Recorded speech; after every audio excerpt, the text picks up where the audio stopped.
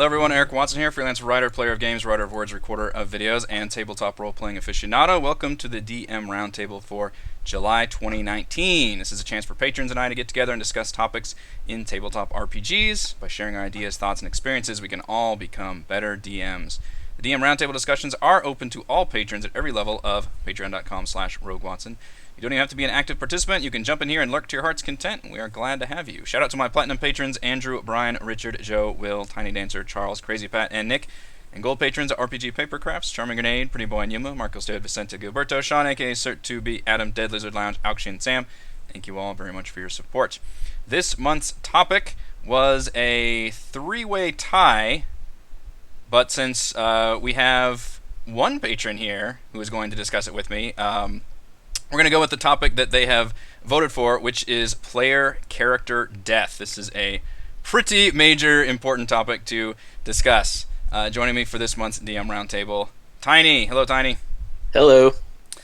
So player character death is not something I am familiar with at all. This is something that I have discussed quite a bit on Crafting Annihilation. I have very mixed thoughts. I'm very anxious about it. It's not something I've ever experienced in my few years of playing D&D, and you were talking to me before we started recording this that you just recently went through this, so I'm very interested to hear your personal thoughts and anecdotes on killing off player characters.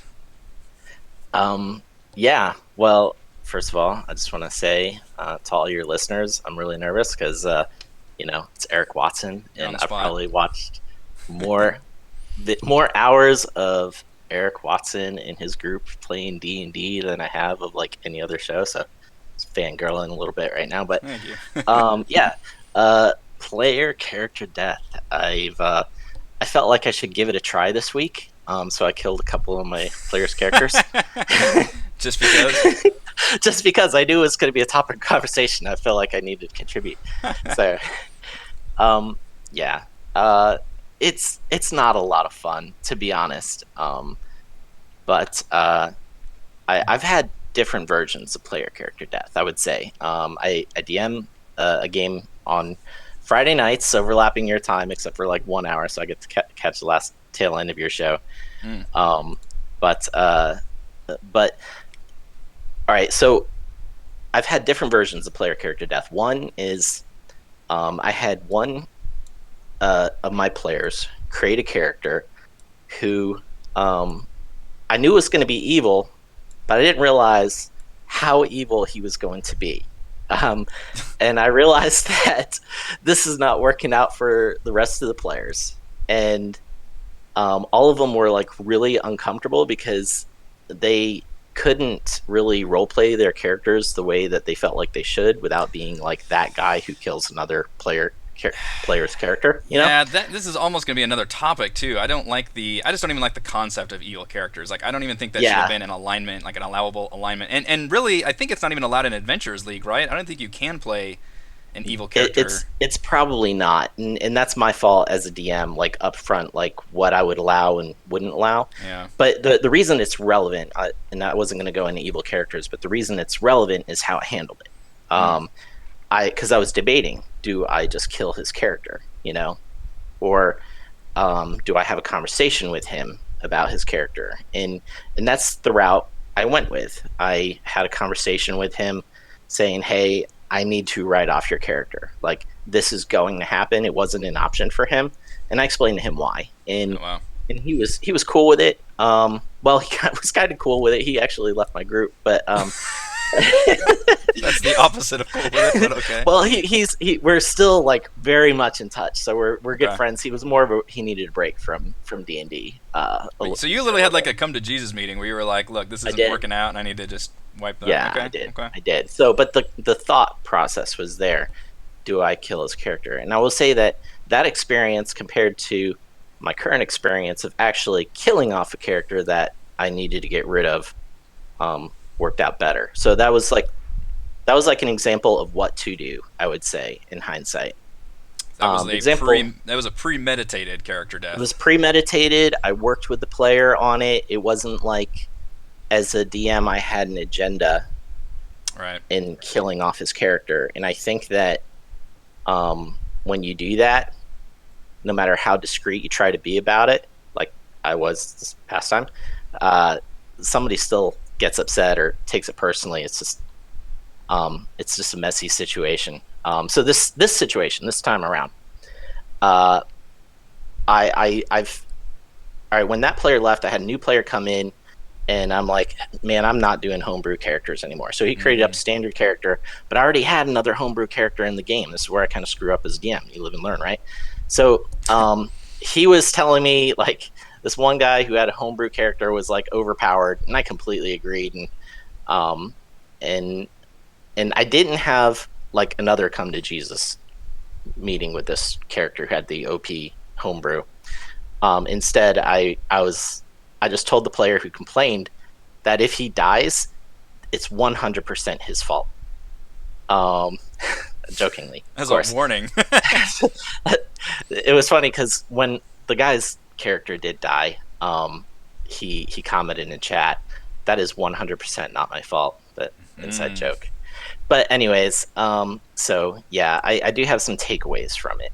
Is one, the player did get upset. No matter like, even though I killed another character in the process, he still got upset.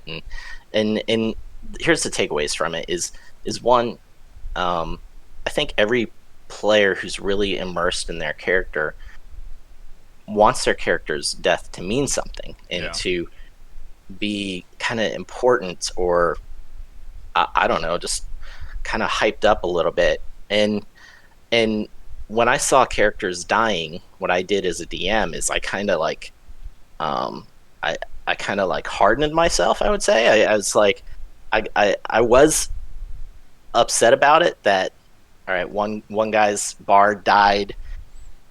His the character that I killed, who was a homebrew, died. I was still actually not happy with it. It didn't feel good. It didn't give me pleasure. So I kind of got just kind of, I just kind of like held my emotions back and stuff, and I didn't do some of the like things that just reading, listening to Matt Mercer, he's like, try to play it up and make it dramatic, and I wasn't prepared for that at all. So there's some, I think, preparedness that you need to do when you are going through a character's death. They want it to mean something. They don't necessarily want it to be just a shitty way to die, and that's kind of what they got in my session. So what level? They were level 5, and okay.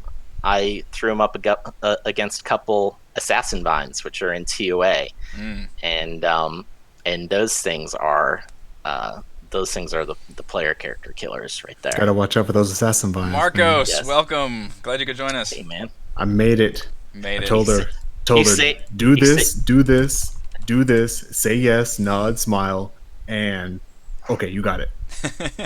Excellent. The topic is player character death. Player character death. Yes. I'm so glad you could show up, because I was like, I don't know how I can talk. No, that was good. So how Tiny, you said level 5. How long were you actually spending with these? I mean, you said the first one was a friend of yours. Was the second one also a friend, like somebody you knew and could talk to them? Yeah. These guys I've been playing with for over a year, which is a long time, just picking up a random group. We did TOA, and now I've taken the reins to DM like through Storm King's Thunder, and I did Fandelver for Lost Mine of Fandelver first, and then I'm about to go into Storm King's Thunder. So that's a good 1-2 combo. Yeah, it's great. So yeah, we have a relationship. I had to like work behind the scenes, because one of the guys whose character died got really shitty with me, and and so I had to smoothen that out and be like, as they do. You can always message me and be honest with me and vent whatever, but I'm not. There's no reason I need to take your crap. I do this for fun, and you play for fun. So if there's just, I've got no skin in the game here other than I'm trying to have fun. So if you're gonna give me crap, then you're gone. But yeah. So, Marcos, what do you think about it? Yeah, do you have some experience with player death? Because I don't know how much I'll be able to talk in this topic because I don't. I could just talk about my anxiety about it, but yeah. What are you talking about? I've seen you, man. You've killed droves of player characters. What are you talking about? No. He's maimed quite a few. Yeah. Yeah. No, I mean I've had a multitude of experiences, unfortunately. It really depends on the level of the character, the setting that you're playing in. Like, are you rolling dice or are you on a virtual tabletop? And most important of all, are you getting paid to DM? Now, yes. When it comes to player levels 1 to 4, death can happen, and it does happen. And that's actually the reason why I prefer to roll my rolls in public. Aside from maybe a few secret rolls, that I don't want them knowing about, which happen very rarely. I roll everything in public, so that way it's no surprise if the ogre rolls a crit and deals you 37 damage and you die. Don't blame me, blame the dice. Exactly. Yeah. And that's kind of the game of Dungeons and Dragons. You can have a narrative, but the game has its own story to tell. The randomness that is the dice tells its own story. Can that make a good story though? If somebody just randomly dies to a random enemy? Well, it depends. Like, if it's level 1 to 4, I mean, it can't. That's just the way the story goes. I mean, it would suck, if you just defeated the big trolls, the big troll bad guy, and you're hauling, 1,000 gold from it, and then you get stung by a giant wasp and you die. That sucks. But poor Mannix. I mean, depending on the level, death is either the beginning of something new, or it's literally a speed bump. For some of the higher level games that I've played, they have thousands of gold. Like, if they started at level 1, by the time they're level 6, they have thousands of gold. Yeah. And I definitely like running my games a little bit more macro as well. So, they have the option to invest in, say they, want more magical items. So they take 5,000 gold to go to the biggest city, find a wizard, a wizard who's trying to come up, and they say, hey, here's 5,000 gold. Start your business, but we want half off on all magic items that you find. We'll be back in 2 months. Nice. They can do that. They have options to spend their money, and one of those options is resurrection. In high magic games, finding a 300 gold diamond is as hard as trekking to the big city, finding the big priest and kissing his ring finger. That's all you have to do sometimes. And this is the video game influence too. I think partly is that's a very much like that was Baldur's Gate. Like, you just, if a player, if one of your party members die, then you just have to lug their corpse to the nearest temple and pony up the dough. Which is kind of what I did with the idea behind the lingering injuries for my campaign, was that it's basically, it's debilitating, but in the end it's just another money sink, because players have so much money, and it was just there. It's kind of like durability in other, like in Diablo or something, like your weapons would wear down. It's just a money sink. That all, it's a little bit punishing, but it is more of a speed bump. Indeed, but then again, if you're level 1 to 4 and you might not have those resources, big of a background, death could be, the end. It really comes down to what the character wants, and like if it's a bunch of neutral evil people, your teammates probably aren't going to care that you die. But if you're a tight knit group, you're level 3, level 4, and you've died, you might want to petition the local lord. My liege, I wish to resurrect my ranger friend. Yes, I can connect you into the correct avenues, but I need you to do something for me. Then all of a sudden you're going on a quest to resurrect your friend. The guy plays a temp henchling, and then boom, after you get back, your friend gets resurrected. But what happens? What happens to that player who's playing that dead body? Like, do you have them just play an NPC at the meantime? Yeah, it'd be like a hireling. You'd be like, yes, venturing party that I have hired, you have done good work for me. I will get the correct revenues. I need for you to do this. Also, here is my step cousin twice removed on my sister's side, who wants to be an adventurer. Born in Bush League, Waterdeep, whatever. He wants to be an adventurer. Take him out, show him the ropes. And the guy plays him. I have something to say on keeps that. on going. Yeah. Like, what do you do? I had my characters make up backup characters right away, because I wanted them You need scared. the bench warmers. Yeah, the bench, exactly. Like Get the get your bullpen. character, Warm get up the your character ready, bullpen. Mm, because player death can and will happen.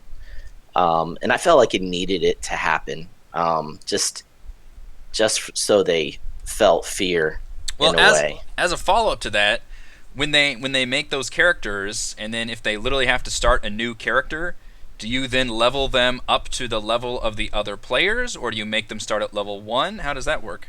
Oh, of course. Same actually, I have. level as the other players is what I do. Yeah, it for me it depends on what level the players are. Like if they're level 2, um, chances are you're probably going to start off as level 1. But I do have milestones. So once they hit level 3, all characters made will be level 3. Okay. Once you hit level 5, all characters made will be level 5. Once you hit level 7, all characters will be level So 7. the trick is not to die. Only die on odd numbers. Yeah. and they get into their head that I don't want to die. Maybe I should play smart. That way, you're putting the fear of Jesus Christ in them, essentially. Right. Because That's a good idea. I like it. because people don't want to lose their stuff. Just like people don't want to lose their magic items, they also don't want to lose their character most of the time. So it's incentive to say maybe I shouldn't run headfirst into this goblin den, with light cast on my shield at the dead of night with these goblins with dark. But maybe I shouldn't do that. Maybe I should reconnaissance, recon. Yeah. It gets their brain thinking as to what else they can do to approach the situation. It doesn't involve swinging swords, because D&D is a very heavy, you swing your sword, you chop something in half type of game. And getting into their head that you can do other things is good. So that way, people can think outside and around the box. I guess part of my worry too is, especially running Tomb of Annihilation right now, it seems like if players play smart, they should be generally rewarded with having foresight to different traps and enemies and all that kind of thing. If they play recklessly, then they are consequently punished by running into a room or setting off a trap or something. But it seems like there's a lot of opportunities in the campaign I'm running, at least later on, that are really unfair, just bullshit fuck you traps that can really, really put the hurt on somebody just because a dice roll didn't go their way. And I suppose it's hard to tell unless you're in the moment and you're kind of feeling it and what's going to happen, but I just don't know how well or how badly those kind of moments would go off. I mean, it can be really exciting if everybody is like literally, we're obviously playing on the computers, but if we're just on the edge of our seats and we're all standing up watching this dice roll go down and everything, that can be absolutely thrilling if the difference between life and death is down to a dice roll. But also, that's the difference between life and death down to a dice roll. Like a character that you've been playing for probably like a year and pumping hours and hours into it and having all this story go into it. Oh yeah. Well, my advice on that is don't let it end there. With the one of the big things I learned from killing a character this week who felt like they had a terrible death was that I needed to do something basically beyond the grave for their character, and so I wrote up a cutscene involving their character and their character's resurrection. Relevant to our previous topic. And I think that's something that you can always do to make their death meaningful, is to, like, say they die in Tomb of Annihilation, getting something fall on them and kill them instantly, is their soul could go into the soulmonger and you could do a cutscene of their soul being trapped. And I mean, I don't want to spoil too much about TOA, but well, let's just say I really hope your soul doesn't get stuck in there, because that's not a pleasant experience. yeah. Well, I think it's okay to maybe throw out a cutscene after somebody dies that might make it more meaningful to them. So that's one thing you can do. But then you get into there's one thing very related to player character death, and that is plot armor.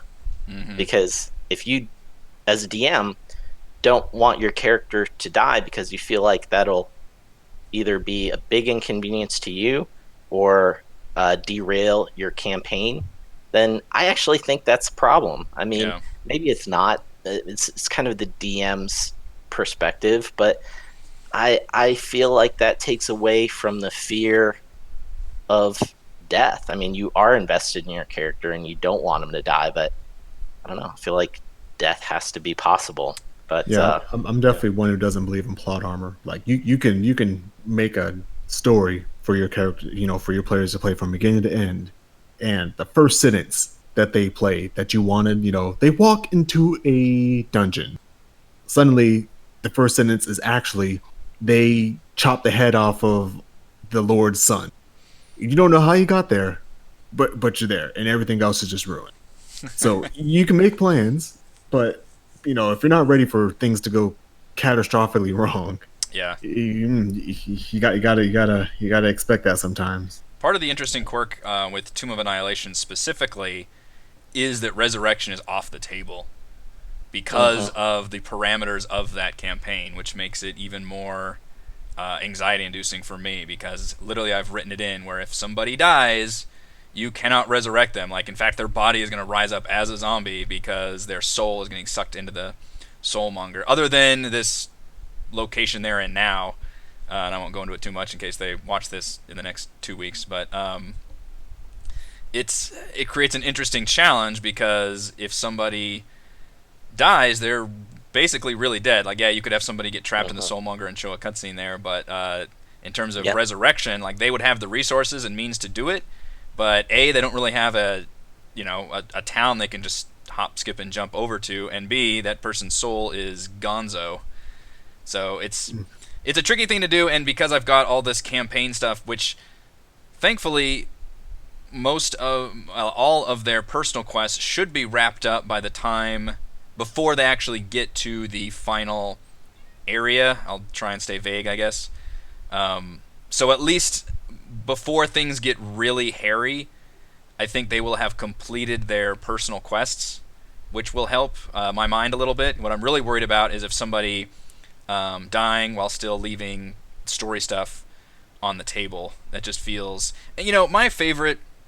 The stuff that got me into D&D from a viewer standpoint was like Acquisitions Incorporated, and those men and women have been playing the same characters for ever, and they've never died. I mean, they've died a couple times, I guess. There was literally and then they turned that into a event at one point. They had to resurrect I think Will Wheaton's character. They had to go to hell to bring his character back, and I believe Jim's character went down. They had to resurrect his character. Spoilers for anyone who hasn't seen the last 15 years of Acquisitions Inc. Oh, come on, man! I know. No, got that on my backlog, man. But the idea was, so I like that those did lead to more stories, but they still, that is like a long-running TV show where it's not like Game of Thrones. This is like the old school, you've got this same cast lineup for your whole run, and these are the characters that you've got, and they're going to be there every time. So there is a bit of plot armor, but they still manage to tell good stories and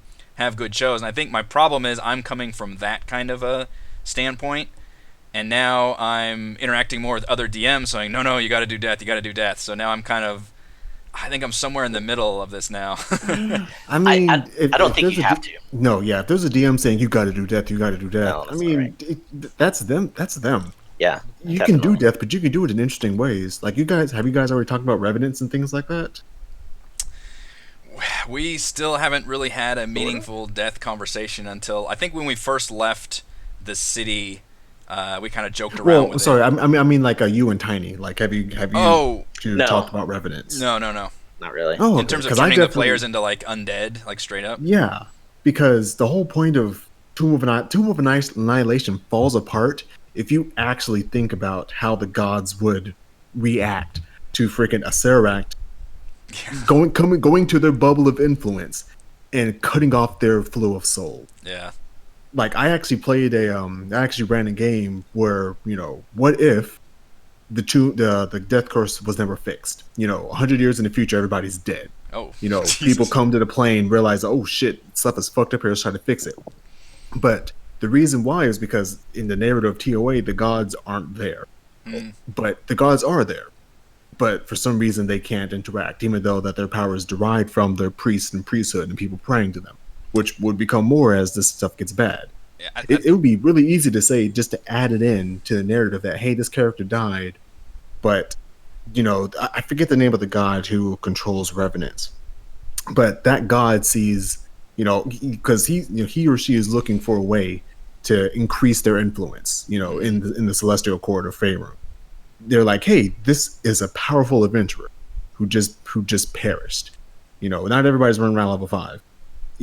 I can. Yeah. This is an instrument that I can use to meet my own goals. Brings that person, as the soul's flying down the stream down to the soulmonger, the god just kind of plucks it, or has a powerful priest of their church pluck that soul and put it into a body and say, hey, guess what? You work for this guy now. You can kind of do what you want, but you have an ulterior motive. This is your motive. I think it's okay. Yeah, it's okay to give control, a little bit of control to your players in deciding their fate. And even ask them, do you want this to happen? Do you want this guy to come back to life? Because there are reses. There's also like just like Subi said, just stuff that can happen beyond the grave. I don't know if you all have seen I guess just the last Crafting Annihilation today, but I actually mentioned doing something like that just for the area the players are in right now specifically, because they're in basically like a protected dome of a goddess that is not affected by the soulmonger, and that's why there's a bunch of spirits in there.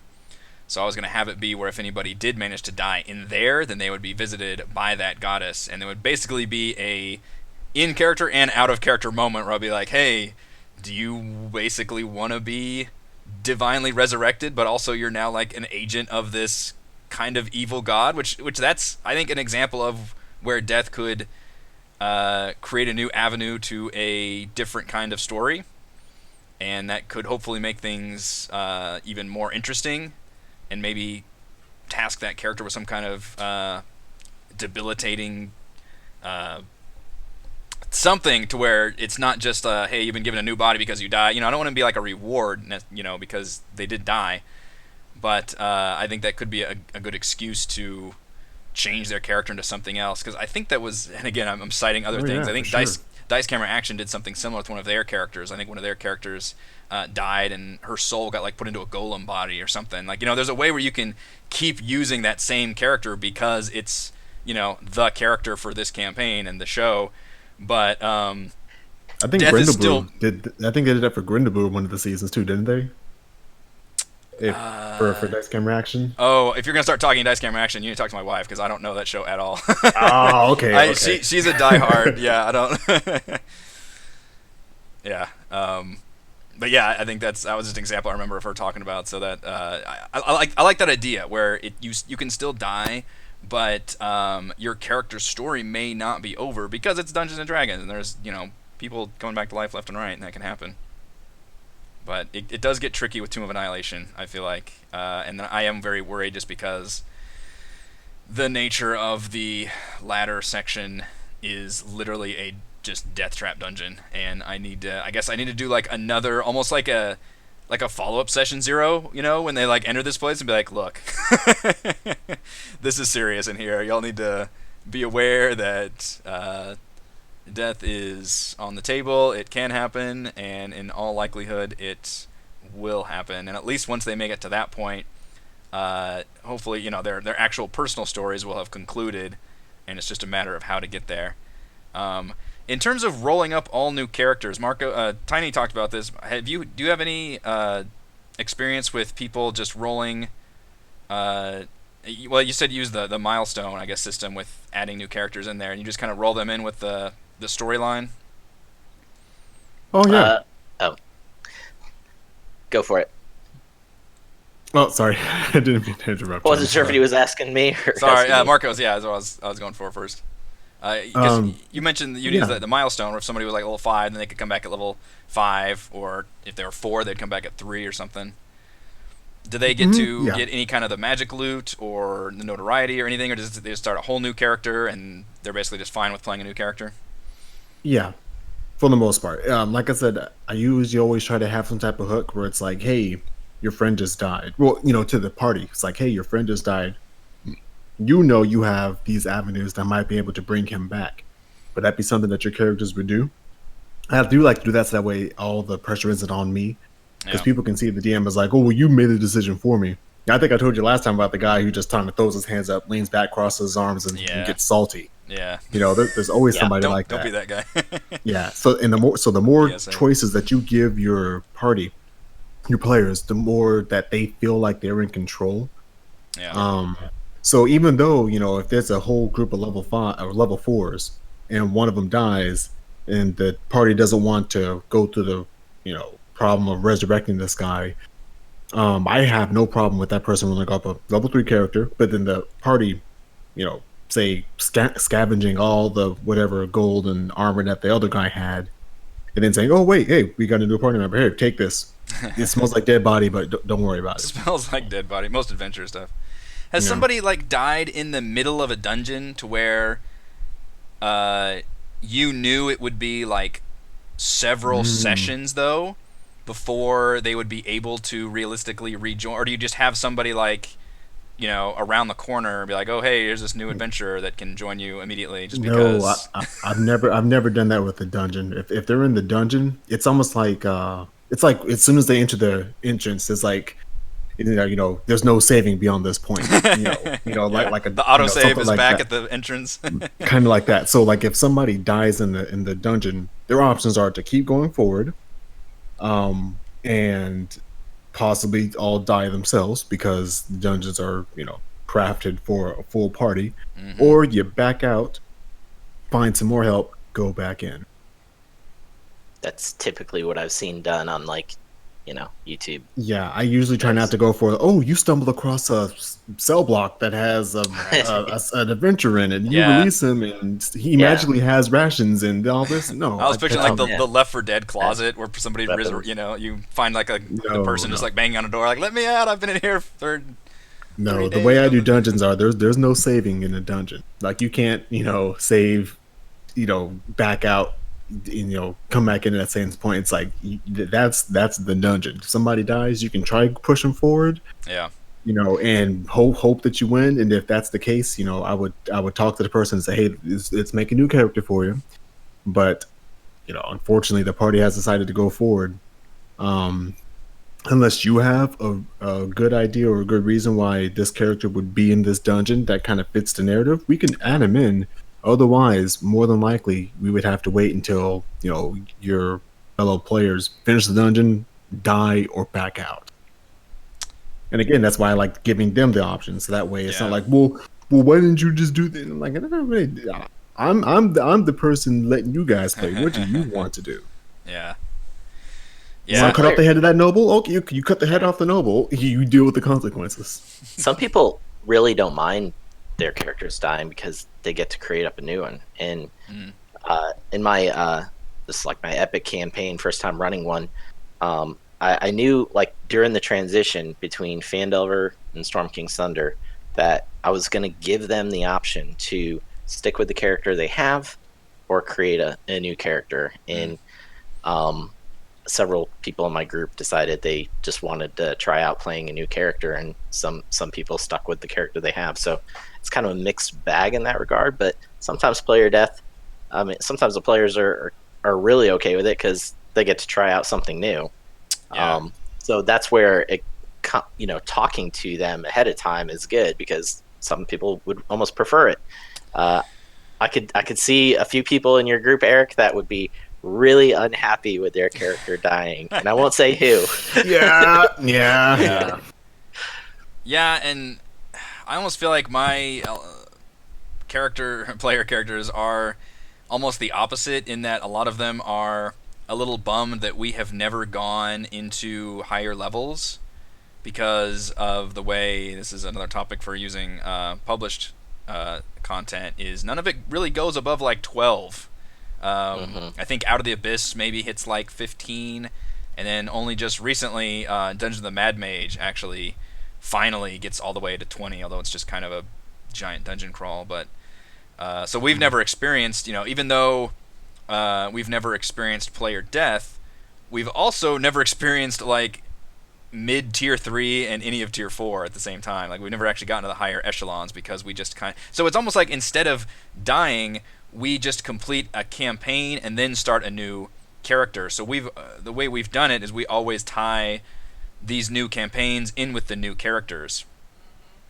So yeah, I it would mean, yeah, the be only way around that is to do your own campaign or make your own campaign yeah. setting, or create a adventure in a campaign setting for those high level adventurers, Yeah, or I'm or take something and scale it up. That's actually what I kind of want to do for Into Avernus. mm, Um, yeah, it started out, and then you could be level 1 or level 3, level 5, going there, and mess around in the first layer of the abyss. and I get why the published content is like that because obviously Yeah, most of the people are going to want to start at level 1, so they always have to kind of support that, and I imagine most play of D&D is going to be in those lower levels, and then it's going to get harder and harder as people drop off. But it would be nice if they had more of them that were like Dungeons of the Mad Mage that actually supported the full gamut of 1 to 20, because right now I don't have much of any knowledge. I guess is a topic for another discussion of what like tier 3 and tier 4 play really looks like, whew. because we've never gotten to that kind of level of power. And yeah, I mean, I remember just at the end of our campaigns when we were like level 11 and 12, like players are really fucking strong. I can't even imagine at level 18 and 19 when they just have like wish spells and all this other bullshit. Like, why are you Yeah, even dealing with like it anything when, becomes more cinematic than yeah. mechanical. I mean, it's still mechanical, but it's more like you're falling through the astral sea, Right. fighting off 2 juggernauts while a demigod is flying beside you, and you have the staff of immaculate power in your hand, Yeah. trying to smite the freaking gorgon of. It's more cinematic than I swing my sword and chop this goblin. To bring it back to death, do you have any situations that, because of the matter in which they died, resurrection is completely impossible? Because there are like a number of traps that I'm thinking of in this campaign that I'm running now, where it just like completely gives you, like it's just you're vaporized, like your body is gonzo, and there's no way you can come back from it. Would you be talking about those boxes? Yeah, possibly. Yeah, yep. Yeah. As somebody who has had somebody disintegrated in said box, Oh man. yeah, they were unhappy. They were very unhappy. Oh no. But it depends on. It kind of depends on the situation. Yeah. Luckily, the person that got disintegrated, they were they were a bard, and they were able to spin that they had, because many sessions earlier they had given something to a party member to hold, and the person never gave it back, and that item had hair on it, strands of their hair, and they were able to use that to beseech something, and was able to bring them back more or less. More or less, more or less than more, but they kind of spun that as like, hey, he has my brush that has my hair in it. You can use that. And that was it, and they were able to do something like that. But then there were times where it's like, yeah, you just got eaten by a purple worm, and that purple worm is buried 2 miles underneath the earth. You're gone. I mean, how do you think you'd be resurrected? Oh, I'd pray. I don't know about that. So it really depends on the situation. Yeah. Sometimes you do get insta-gibbed, and it sucks. That's why you got to tell your players to play smart.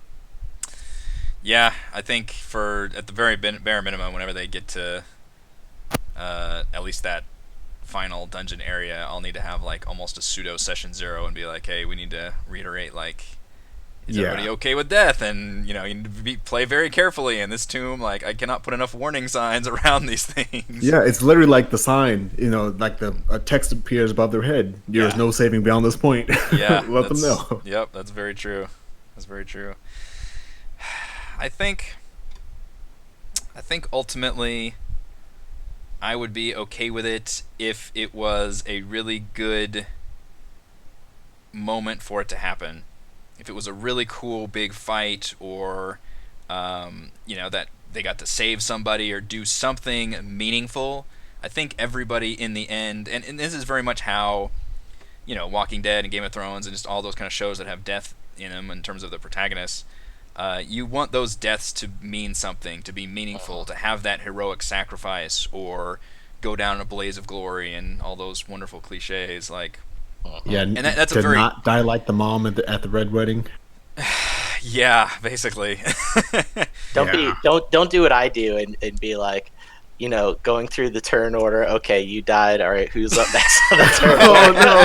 Oh no! You're dead. Don't next do that. Up. You're dead. Right? Next Don't up. do that. You're dead. Just, We take you off the order. You don't need to be on here anymore. Just stop and like pause to like immerse yourself in the moment, because they it's a big deal, even when you don't think it is going to be a big deal. Quick fact, my first player character death was my own character. It was how I started the campaign that I'm running now. I took my character Sirius from the previous campaign. We did TOA, and he got actually up to like level 16. Wow. So we went really high on that. This is the one where you transitioned from being a player to a DM in the campaign? Exactly. So at the start, the first session of my campaign, I introduced the BBEG by having him kill my character. That's cool. And even with that, I felt like really, really emotional about it. Mm-hmm. Yeah, you took him to level 16. That's not. Yeah. That's not a tiny feat. If you're level 16 in a world, you are king of said world. Yeah, for real. Like, you are the ruler of that world, beginning to ascend. How did you get that high? If he dies, our DM was like milestoned us after almost every session. It was crazy. He didn't do it by the book at all. He's like experience points, whatever. Just all right. I think you're good enough to be level 15 now. Oh man, you killed that centipede, level 12. You shot that bird, level 13. And you're just slapping us there, like at that point. Yeah. Oh, you just killed a wyvern. Oh, you level 20 now. You good to go. Yeah. It was. I like that idea though. That's pretty cool. Yeah. I could have had that opportunity too, because I went from doing being a player in our Storm Kings campaign over to DMing Tomb, but I still kind of want to wrap up like some kind of cool Avengers style like meetup of all these various player characters we still have running around in our universe. Yes. Oh man, I so want Kalinar to come back. I know. Kalinar was my favorite character. I'm not gonna lie. Everybody's favorite, yeah. Like just those, the amount of times I got looked at in the office watching Kalinar get, huffing the freaking haze juice. That's right. This is my favorite season though, by far. I call it season because it feels like and that's how I think of them too. Like all these different campaigns is like a full story arc. It's almost like what's that show that uses different characters? Some crime show, but like because obviously we play different characters each time, but it's a full complete story from beginning to end, and then we just kind of end it, and then instead of going on with those characters, we just sort of retire them and then play new characters. So that's kind of what we've been doing instead of keep going until they die, basically, I guess, or until I'm tired of playing. All right, quick question for you though, because let's say you're producing a show and people are tuning in every week because they love George. Mm-hmm. You know what I'm saying? Mm-hmm. Like as viewers, like I'm invested in them. I don't really want them to die because they absolutely crack me up every damn week. I mean, that's more kudos to your players because they're really funny. Yeah. But I want them to have some plot armor because I don't want them to die. I think the advantage with D&D is that when I kill a player character, I don't drop that friend from the show. Like, the player themselves still gets to be there, and I think that's the big difference between a TV show. If a beloved character from a TV show dies, that actor is gone. You don't see them again. Like they're done. Yeah, that's true. And that could be devastating. Them as an extra. Right. Exactly. Yeah. You don't see them suddenly play just a different character. They show up. That would be really weird. So the advantage to D&D is that the player is still there, and you would just trust them to be able to make another interesting, cool, well woven and created character. And as a DM, that's what I would hope for as well if that did end up happening, because it's awkward because we've got our little player banner with the character tags on there and all that. It's like, well, shit, if somebody dies, I gotta redo all I gotta change that up. And from a show standpoint, it adds kind of an extra layer of complexity to it for sure. We definitely need to do something special for when Mannix dies. Like, Hey, just fans hey. writing in, things like No, that. Just no, Mannix cannot die. Mannix. My money is on Mannix dying for sure. Oh, we should have started a pool at some. Maybe when we enter the tomb itself, We we'll can start a still pool. do it. There's still time.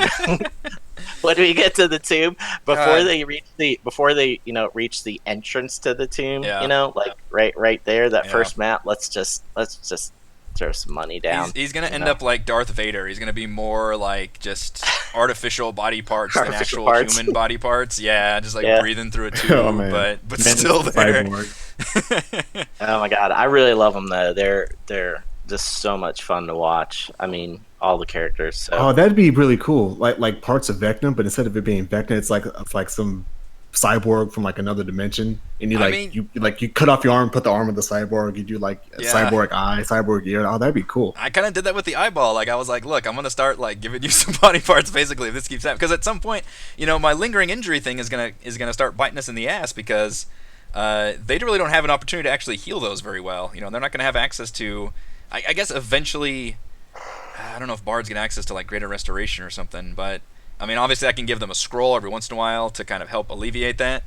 But they don't have like a town they can just go and heal these things from, and especially in the latter part of the dungeon when they're really knee deep in the final areas of this campaign, they're really going to be stuck with whatever hits them with these lingering injuries. So that's partly the way I've been balancing it. So they might have a little bit more plot armor than most. I might be a little bit more lenient on some. A lot of stuff I've already kind of done, which is like, oh, this character throws you off a cliff. Oh, can I roll another check to like grab on at some point? Like, yes, you can. And that's me kind of extending a rope to the players and allowing them a little bit of plot armor and be like, yes, you can mitigate some of this damage. But on the same time, even just going unconscious has a debilitating effect in my campaign. So you might have a little bit more plot armor, but just hitting 0 is worse than, I guess, rules as written, because we're doing that extra optional rule of having the players have to roll that con saving throw and then be stuck with a potentially devastating, debilitating effect that could last for a damn long time due to the nature of this campaign. And a lot of my worry is because of this campaign, the way it's written and the way it's so, dungeon heavy in the latter half and so freaking dangerous, the likes of which we really haven't experienced yet. Yeah. I like the lingering injuries. I mean, it's instead of dying, it still gives them like skin in the death saves. Yeah. Like it matters to drop down to 0. I've been trying to tease that in my own campaign, like, hey, you guys want to do this, and have them be like, no, I don't want to do that. But I think it's hilarious in a way. it really is. It is so funny. I definitely like lingering injuries for low magic settings, where you don't find health, where health potions are like a big deal. Yeah. Specifically, like where I've done the alternate long rest, short rest, where a short rest is 8 hours and a long rest is a week. Oh my gosh. Lingering injuries are definitely pretty good for that. Yeah. God, it's the Dark Souls of D&D campaigns Yeah. out there. Yeah, we tend to play on the other end of the spectrum, which is the free-flowing. I mean, things are still dangerous, I think. I mean, No, they are. Yeah, and I don't know. We tend to. I don't necessarily go for any of the hardcore rules, but I'm not adverse to any of them. I do think lingering injuries is a good one that we do, and that's another. When we discuss house rules, that will definitely be part of it. Although honestly, a lot of the house rules I do are just a lot of the optional ones they list in the Dungeon Master's Guide to begin with. So I don't know if I've actually invented hardly any house rules. They're just ones that I've applied or not applied. But yeah, player death. It is a thing in D&D. It is not a thing that I have experienced, but I don't think I am completely adverse to it. It's a hard obviously it's not something you can plan for. The only thing you can plan for is you look at the numbers and decide, holy shit, this is deadly. And not to spoil anything, but just on the last Crafting Annihilation, I was looking at something and said, holy shit, this is deadly. And it can be very worrying to see those kind of damage dice come up and be like, oh, this could literally kill somebody, like very easily kill somebody, and that is a very worrying thing to put on them. And I think you want to give them as much warning as possible, to where I just don't ever want it to feel like a gotcha, and that's not my DM personality at all. That's not the it's not the kind of campaign we're running.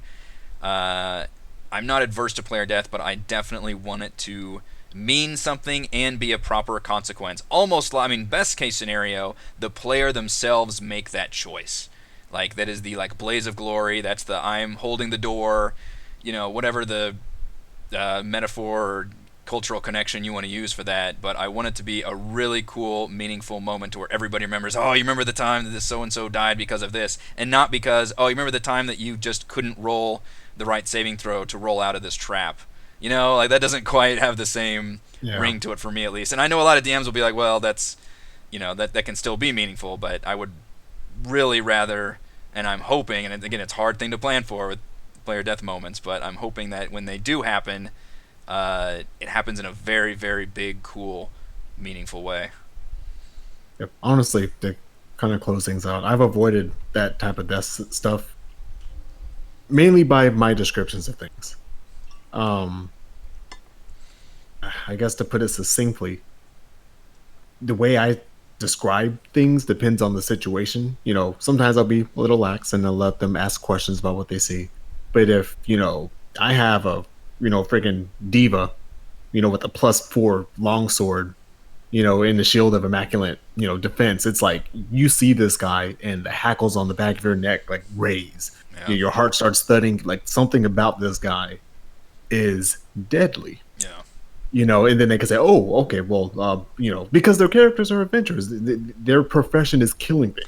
This is an interesting, not to interrupt you, but this is an interesting point about how much your characters know D&D stuff versus in their meta knowledge versus how much they don't. Because I'm in a situation where my players and we really don't know D&D stuff outside of the stuff that you all have seen us experience. We just don't have a whole lot of that. We kind of do by now. I think we've been doing it for 4 or 5 years by now, so we've definitely gained a lot of knowledge for that stuff. But still, if I were to use, I don't know what an example is, but I remember for a specific example, when my players first met the Lich in Princes of the Apocalypse, I had to specifically tell the party, hey, this is I remember that. Yes, I was this is a Lich, and this is one of the most powerful creatures on the planet.